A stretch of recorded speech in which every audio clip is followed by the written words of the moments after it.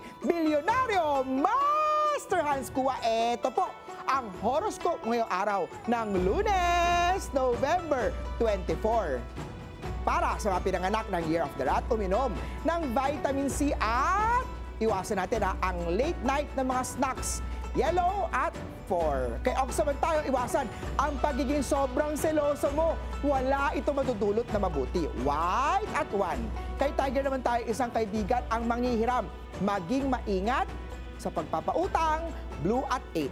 Kay Rabbit naman tayo may chance para ipakita ang creativity mo. Grab this chance. Pink at 2. Kay Dragon naman tayo may darating na surprise. Compliment yan at magdadala yan ng saya sa buong araw mo. Green at 6.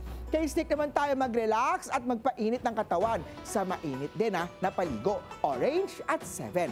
Ito naman, Care of the Horsey, mainam ang araw na ito para magplano ng bagong project o mga proposal mo.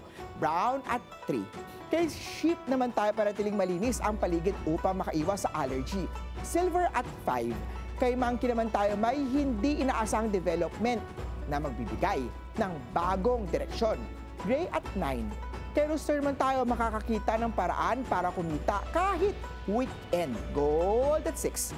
Kay Dog naman tayo may maliit na pagkakamali sa detalye. I-double check ang mga trabaho. Red at 1. Kay Pig naman tayo, may biglaang tawag o message mula sa taong namimiss mo. Kikiligin ka niyan. Green at 2. Paalala lang ito po'y patnubay lamang. Ang tunay na swerte ay nagsisimula sa pagiging totoo. Abangan araw-araw ang horoscope of the day.